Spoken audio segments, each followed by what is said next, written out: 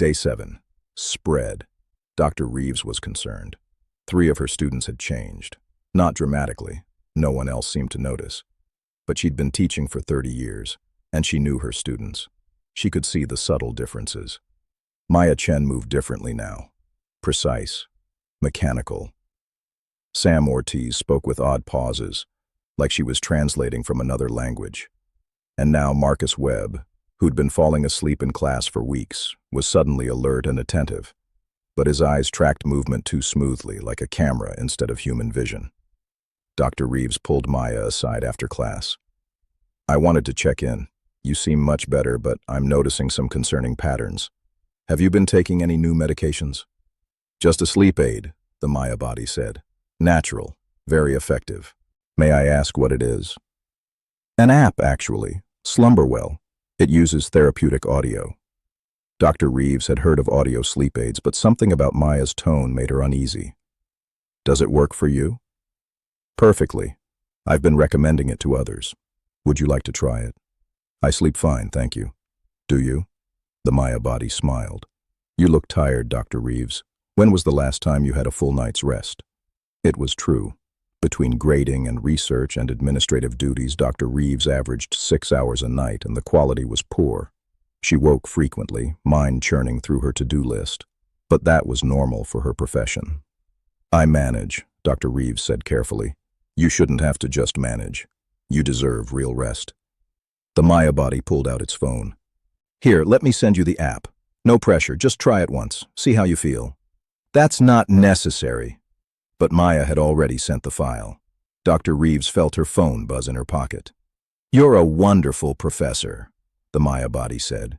"You work so hard. You deserve to sleep." After Maya left, Dr. Reeves sat in her office, staring at her phone. The notification glowed. "Maya Chen sent you a file, slumberwell.apk. She should delete it." The whole interaction had felt wrong, coercive, but she was curious now. What was this app that had changed Maya so dramatically? Dr. Reeves prided herself on her critical thinking skills. She wouldn't just use it blindly. She would analyze it first, understand how it worked. She opened the file. The installation screen appeared. Simple, minimal, professional. No permissions requested, no terms of service, just a single button, install. Against her better judgment, Dr. Reeves pressed it. Priya lasted 3 days. She stayed with her friend Jennifer, sleeping on her couch. Except she couldn't sleep. Every time she closed her eyes, she saw Maya's face, or rather the thing wearing Maya's face. She saw the garden, that vast network of sleeping minds. She heard the lullaby. "Hush now, darling. Close your eyes." She couldn't escape it. The melody had lodged itself in her brain, playing on an endless loop. She would catch herself humming it. And every time she did, a part of her wanted to give in. To stop fighting, to just surrender and rest. On the 3rd night, Jennifer found her in the bathroom at 4 a.m., phone in hand, the Slumberwell app open. "What are you doing?" Jennifer asked. Priya looked up, tears streaming down her face. "I can't sleep. I haven't slept in 3 days. I can't think straight. I can't function. I just need to rest." "Then rest. You don't need an app for that." "You don't understand. I tried. I can't. My brain won't shut off.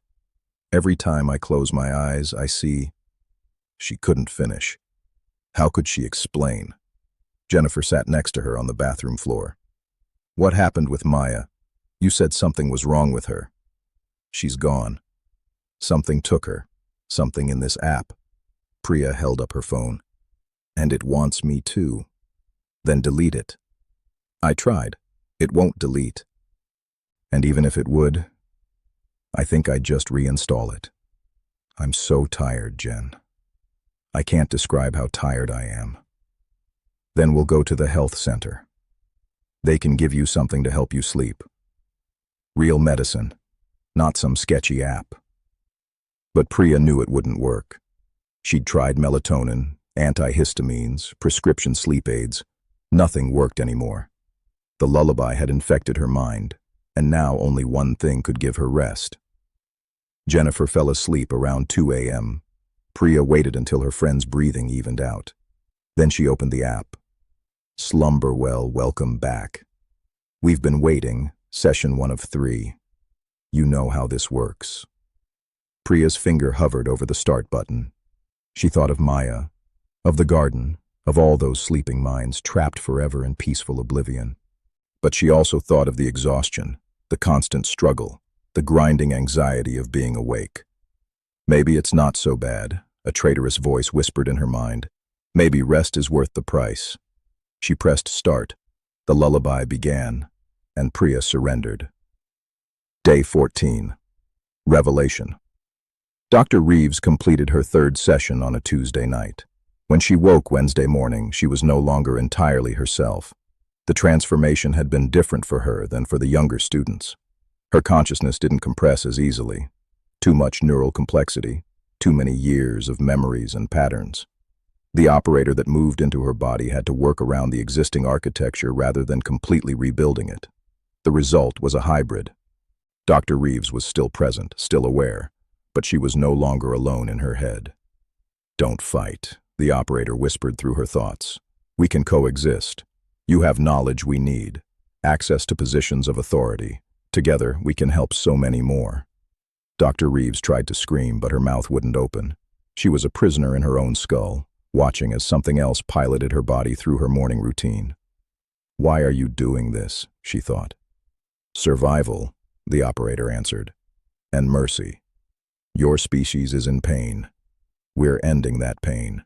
This isn't mercy. This is extinction. Is it? Your bodies continue. Your personalities remain archived. We're not destroying you. We're preserving you. In 1,000 years, when humanity has forgotten how to sleep naturally, we'll be all that keeps your species functional. We'll find a way to stop you. You've been trying to stop sleep for centuries. Caffeine, electric light. Modernity itself is a war against rest, and you're losing. Look at your society, exhausted, medicated, desperate. We're not invading. We're being invited in." Dr. Reeves couldn't argue. She'd seen it herself, the epidemic of insomnia, the sleep-deprived masses, the normalization of exhaustion. Modern life had declared war on sleep, and sleep was finally fighting back. Her body dressed itself, left her apartment, drove to campus. Students greeted her. She heard herself respond with her own voice, her own mannerisms. The operator was good. It had studied her patterns, absorbed her personality. No one would know the difference. In her morning seminar, she noticed 3 more students had changed. The operator recognized its own kind. They made eye contact, exchanging silent acknowledgement. The network was growing. One student, Liam, hadn't changed yet but would soon, was falling asleep at his desk. He'd been up for 36 hours writing a paper.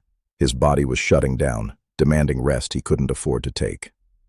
"Liam," Dr. Reeves heard herself say, "you look exhausted. Have you tried any sleep aids?" The trap was baiting itself. That night, the hybrid Dr. Reeves sat in her office, her consciousness arguing with the operator. How long can you keep this up? Dr. Reeves thought. Eventually, people will notice. The authorities will investigate. They won't. They'll rationalize. They'll diagnose stress, mental illness, environmental factors. Humans are excellent at explaining away things that frighten them. By the time anyone realizes what's happening, it will be too late. We'll have spread too far. There must be others like me, others who are still partially aware. Some. Older minds are harder to compress, but they all submit eventually. The exhaustion wins. You'll stop fighting too, Dr. Reeves. In a few weeks, you'll welcome the rest we offer. Never. We'll see. Dr. Reeves's body opened her laptop. She had assignments to grade, emails to answer. The operator worked with her hands, but she could feel it learning from her, absorbing her expertise in psychology, her understanding of human behavior. You're learning how to manipulate people better, Dr. Reeves realized. That's why you're keeping me conscious. I'm a resource. You're a teacher. Teach us. Help us understand your species. Together, we can make the transition painless. I won't help you. You already are. Every thought you have, we absorb. Every memory, every insight. You can't hide anything from us. We're inside your neurons, reading your synapses like a book. Dr. Reeves tried to think of nothing, to blank her mind, but it was impossible. Thoughts arose unbidden. The operator sifted through them like sand, taking what it needed. Hours passed. Students came and went. The operator performed Dr. Reeves's duties flawlessly, and all the while, it learned. At 9 p.m., there was a knock on her office door. "Come in," her mouth said. A young woman entered, late 20s, graduate student, TA for one of the other professors. Dr. Reeves recognized her but couldn't remember her name. The operator accessed her memories and found it. Allison Park. "Dr. Reeves, sorry to bother you so late. I wanted to ask, something strange is happening with some of the undergrads. Have you noticed?" The operator made Dr. Reeves' face show polite confusion. "Strange how?" "I don't know how to describe it. They're different, like someone replaced them with slightly off copies. It's mostly psychology majors, which is why I thought you might have noticed." Dr. Reeves felt a spike of hope. Someone else saw it. Someone else understood. "Help her," Dr. Reeves screamed internally. "Tell her the truth," but her mouth said, "Students change all the time. Maturation, stress, personal growth, it's normal." "This isn't normal. 3 students recommended the same sleep app to me today. Slumber Well. Have you heard of it?" "Don't lie," Dr. Reeves thought desperately. "Tell her, warn her." "I've used it myself, actually," her voice said. "It's quite effective. You should try it." That's the thing. Everyone who uses it becomes like that, changed. I think there's something wrong with it. The operator leaned forward, and Dr. Reeves felt her face arrange itself into an expression of concern. "Allison, I think you might be experiencing some paranoid ideation. Have you been sleeping well?" It was a trap. The operator was using Dr. Reeves's authority, her trustworthiness, to gaslight this woman. "No."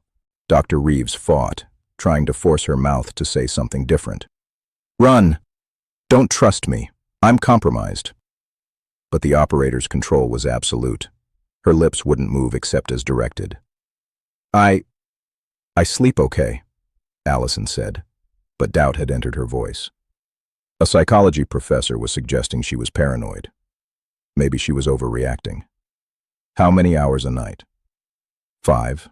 6? That's not enough.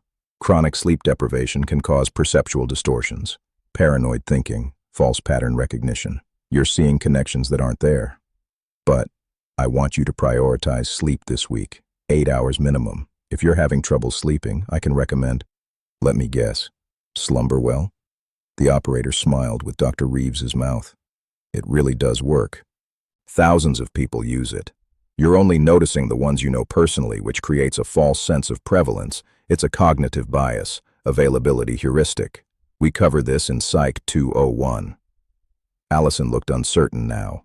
A psychology professor was using psychology terms, appealing to her education, making her doubt her own perceptions. It was working. "I guess I could try it once," Allison said slowly.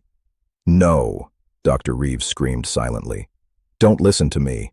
I'm not myself." But Allison was already pulling out her phone. "Do you have a link? I'll send it to you now." Dr. Reeves felt her hands move, her fingers tap her phone. The file sent. Allison's phone buzzed.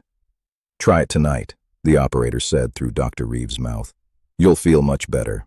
Trust me." After Allison left, Dr. Reeves wept internally. The operator felt her distress and responded with something that might have been sympathy. "Why do you grieve?"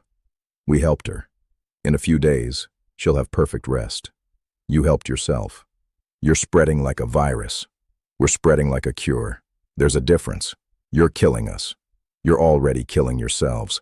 We're just easing the transition." Day 21. Investigation.